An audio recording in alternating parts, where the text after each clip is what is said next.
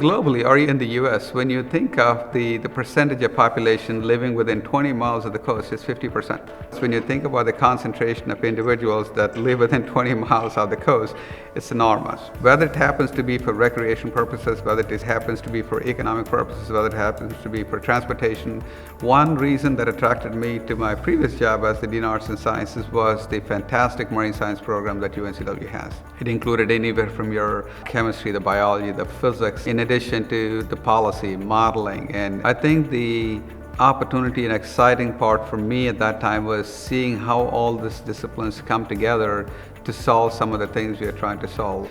We've added additional programs that bolster our strengths in marine science. We already had a phenomenal undergraduate and master's programs in marine science writ large at the time.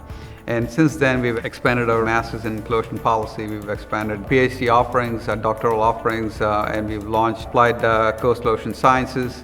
And it is a lot more comprehensive marine science institution. In addition to basic research, how do we position faculty, staff, and students in the research to address societal needs? I think that's going to be one of the focus of the UNCW's marine science program.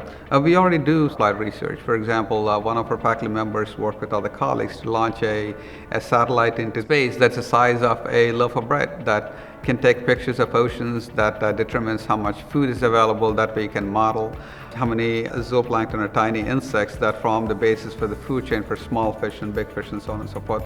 All the way from biopharmaceuticals, extracting drugs from harmful algal blooms, for example, right? Or using some geospatial tools and GIS mapping to identify areas that are suitable for engaging in shellfish aquaculture, right? These are some examples of a lot of things that we do.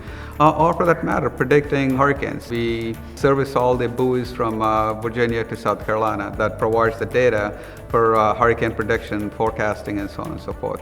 So anywhere from basic research all the way to applied research, UNCW is very well positioned to build on its already existing strong positions.